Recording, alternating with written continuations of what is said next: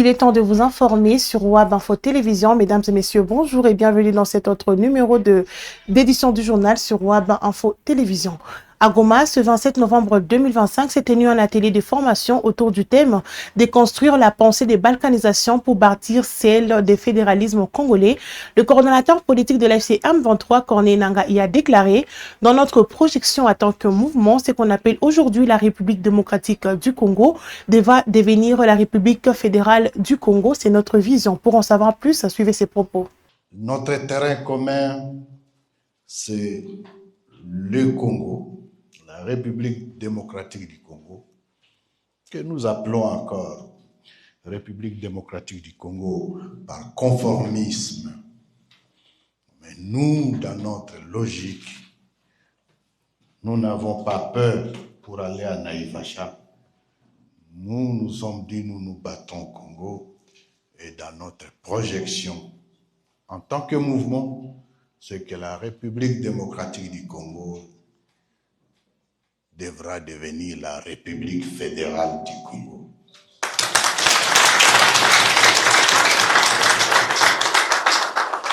Et nous n'avons pas peur pour le dire. C'est une option, c'est une vision, car nous disons, le Congo étant notre premier intérêt, mais le vrai intérêt, c'est le Congolais pris individuellement, où qu'il se trouve. C'est pour son bien que nous nous battons. À l'Assemblée nationale, le ministre de la Santé publique, Hygiène et Prévention, Dr Roger Kamba, s'est exprimé ce mercredi. Il a souligné que le pays dispose de très peu de médecins spécialistes, précisant que 17 provinces n'en comptent aucun. Le ministre a également annoncé que le gouvernement congolais n'autorise pas la pratique de la chirurgie esthétique de type BBL sur le territoire national. Il revient sur ces annonces dans cet extrait. Nous avons dans notre pays très peu de spécialistes pour des raisons médicales. Nous avons 17 provinces dans notre pays qui n'ont pas un seul médecin spécialiste. Alors vous imaginez un chirurgien spécialiste en chirurgie et qui se surspécialise en chirurgie esthétique, on n'en a quasiment pas. Et donc, nous ne pouvons pas, dans ces conditions, autoriser aucune de ces cliniques parce qu'elles ne sont pas médicales. Nous ne pouvons pas leur donner des protocoles parce qu'ils ne sont pas des cliniques médicales. Nous ne pouvons pas leur demander d'avoir des plateaux techniques parce que nous ne les autorisons pas. Nous ne pouvons pas tout simplement leur demander d'exercer. Et donc, nous avons lancé la fermeture pour raison médicale de ces centres-là, avec la difficulté que nous avons, que certains, c'est juste des centres d'esthétique. Et donc, en ce moment-là, c'est très difficile au ministère de la Santé de fermer un centre d'esthétique parce que nous devons avoir la preuve qu'ils ont posé des actes médicaux, dans lequel cas nous pouvons ensuite fermer cela parce que là, ils ont enfreint la loi. Mais pour celles qui se reconnaissent esthétiques, nous devons faire l'enquête pour savoir si ça se limite à l'esthétique ou si ils utilisent ce nom-là pour faire de la pratique médicale illégale. Nous avons donc ordonné la fermeture immédiate. Nous avons décidé de constituer une base de données fiable. Et nous avons défini un cadre réglementaire strict que nous allons proposer bientôt. Et nous avons décidé de capaciter nos inspecteurs pour cette nouvelle pratique que nous sommes en train de constater dans notre pays. La ministre d'État et ministre des Hydrocarbures, Akacia Bandumbola, a présidé hier mercredi une réunion de haute importance consacrée aux activités des sociétés pétrolières en République démocratique du Congo. Plus de détails dans les reportages à suivre. La ministre d'État, ministre des Hydrocarbures, Akacia Bandumbola Mbongo, a présidé ce mercredi 26 novembre 2025 une importante réunion autour des activités pétrolières de la société Perenco en RDC. Cela fait bien longtemps que le gouvernement de la République s'est engagé avec un cabinet d'audit international qui a pour mission auditer toutes les activités de la société pétrolière Perenco en RDC.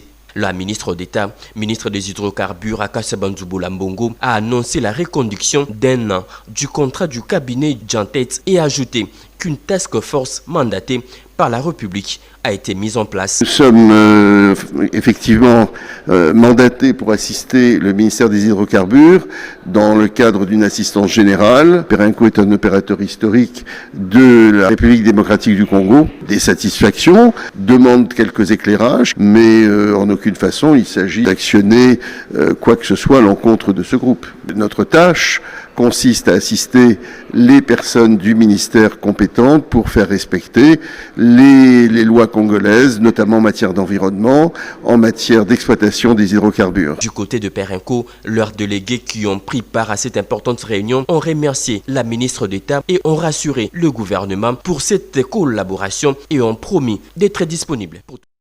Alors, à Kinshasa, mesdames et messieurs, lors du sommet africain de l'innovation numérique tenu du 25 au 26 novembre 2025, le ministre du Commerce extérieur, Julien Paluku-Kahongya, a mis en avant la dématérialisation des opérations commerciales, notamment à travers la mise en place du portail d'information commerciale. Le détail, c'est dans ses propos.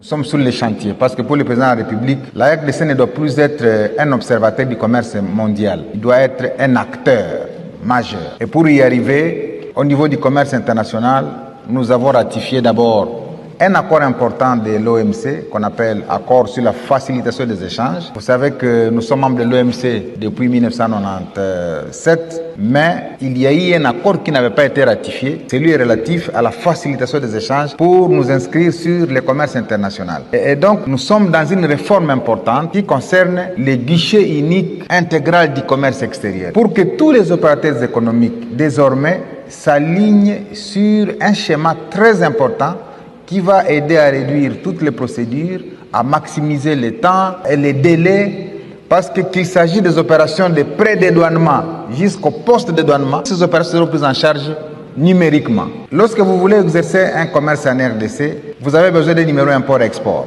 Désormais, vous n'allez plus vous adresser à des agents de l'État qui vous demandent ici $10, là-bas $15, là-bas $20. Il s'agit simplement de vous adresser au guichet unique intégral du commerce extérieur pour appliquer et tout de suite avoir votre numéro import-export sans que vous ne passiez par les mains des agents où on va vous tracasser.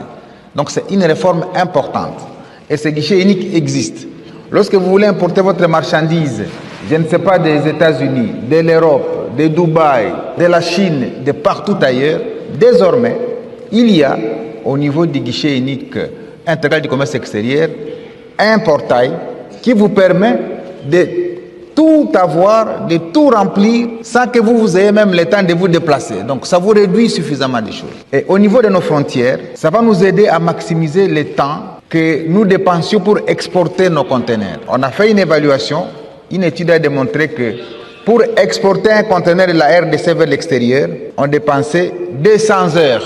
Mais avec les réformes numériques que nous avons introduites, eh bien, on va réduire 200 heures à 50 heures. Donc, on va réduire, diviser par 4 le nombre d'heures que chaque opérateur passait pour attendre que son conteneur ne puisse franchir la frontière congolaise pour aller ailleurs. Donc, ce sont des réformes pour lesquelles le président nous pousse à aller de l'avant. Deuxième réforme, c'est qu'au niveau du ministère, il y a un portail d'information commerciale désormais. Donc, vous pouvez taper PIC RDC, c'est-à-dire portail d'information commerciale RDC. Vous avez toutes les informations liées à tout ce que vous recherchez en matière commerciale. Si vous voulez par exemple avoir les tarifs douaniers, vous importez des États-Unis, vous importez de la Chine, vous importez de la France ou de la Belgique, ce portail d'information commerciale vous donne tout ce qu'il vous faut pour importer de tels pays jusqu'en République démocratique du Congo. C'est des réformes comme ça qu'au niveau du commerce extérieur pour inscrire désormais les Congolais et la RDC sur la ligne du commerce international et ainsi ressembler aux autres pays du monde. Nous avons beaucoup de résistance au changement et ça s'explique. Lorsque tout sera numérisé, eh bien, l'homme ne va plus accéder aux petites facilités qu'il avait, c'est-à-dire qui devait passer par lui pour avoir un papier. Mais il fallait demander ceci. Oh, le ministre n'a pas d'unité dans le téléphone, bon, il faut donner. Comme si vraiment, moi, je peux manquer les unités dans mon téléphone. Alors, des agents là, qui étaient habitués à faire ce genre de situation, n'existeront plus avec les numériques. Et puis, vous voyez, quand vous présentez devant un agent qui vous dit non, non, vous voyez, le ministre doit se déplacer, et puis les carburants pour les ministres, comme si vraiment un ministre peut avoir besoin du carburant de quelqu'un d'autre pour se déplacer. Et donc, c'est des pratiques là qui créent des résistances. C'est-à-dire, les résistances, ce sont les agents administratifs au niveau de tous les ministères. Parce que quand vous voyez la corruption en différents types de langages, il y en a qui disent Made Suyabana, c'est-à-dire, vous pensez que ce sont les haricots qu'il faut donner. Parce que si vous amenez les haricots, il va refuser. Hein? Il va refuser. Alors qu'il a dit Made Suyabana. Donc, si vous dites, ok, je vais au marché, vous ramenez, vous dites, voici les haricots, il va dire, non, c'est pas de ça que je parle. Donc, il y a plusieurs langages comme ça que l'humain a réussi à introduire dans le vécu quotidien des Congolais, qui en fait se transforme en résistance au changement. Alors, pour y arriver, c'est la sanction. À chaque fois qu'on décèle ce genre de comportement, on frappe directement, ça devient une leçon pour les autres. Donc, je crois qu'on doit marier les réformes sur les numériques aux sanctions.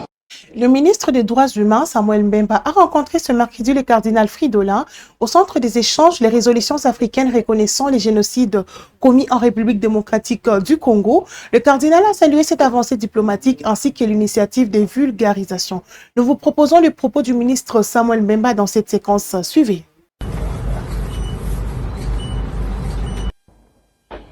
Donc, ce sont les deux résolutions et le communiqué.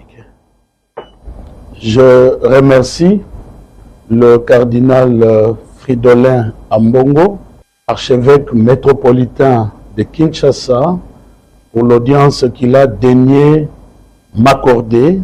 L'objectif était de lui remettre les deux premières résolutions reconnaissant les génocides commis en République démocratique du Congo. Et c'est parce que nous savons que l'Église est dans ce combat depuis longtemps. Nous avons rejoint le combat quand son Excellence, Monsieur le Président de la République, chef de l'État, Félix Antoine Tshisekedi Tshilombo, nous a nommés au ministère des Droits humains. Je voudrais rappeler que le plaidoyer pour la reconnaissance du génocide commis en République démocratique du Congo a été initié et conçu par son Excellence, Monsieur le Président de la République, appuyé par la distinguée Première Dame qui fait de la réparation des victimes son combat. Et sur terrain, il y a la Première Ministre qui nous oriente dans ce que nous faisons. L'objectif est que tout notre peuple s'approprie ce combat.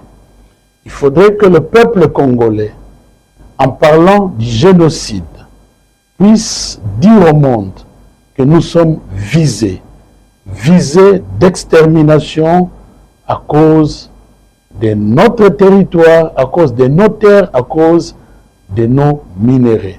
Que l'Église, dans la mesure du possible, sensibilise les fidèles et tout notre peuple. Terminons ce journal par cette brève en exil ce jeudi 27 novembre 2025. Une vive réaction d'Olivier Kamitatou, porte-parole de Moïse Katumbi, a été publiée sur la plateforme X. Il dénonce ce qu'il qualifie d'acte d'intimidation de la part des autorités de Kinshasa contre l'opposant congolais. Selon lui, des avions de chasse de l'armée de l'air congolaise auraient survolé des très basses altitudes à la résidence de Moïse Katumbi. Ces survols auraient été suivis du passage de 2 drones ayant largué des objets non identifiés dans une parcelle voisine appartenant à la société MCK, non loin de la résidence du consul de Belgique. Pour Kamitatou, ces actions s'apparentent à une manœuvre de harcèlement ciblée, qui relie à l'incapacité des autorités à reprendre les territoires sous contrôle de rebelles de l'AFC M23. Il rappelle que ce n'est pas la première fois que de tels incidents ont été signalés, évoquant un précédent survol à Kashobwe en octobre dernier. Voilà, mesdames et messieurs, c'est la fin de cette session d'actualité. Merci beaucoup de nous avoir suivis et de nous choisir toujours pour vous informer. Votre chaîne qui vous donne des informations vraies et vérifiées. Abonnez-vous si ce n'est pas encore fait, mais surtout, activez la cloche de notification pour être au courant de tout sur WAB Info Télévision. Prenez soin de vous et à très bientôt pour la prochaine édition.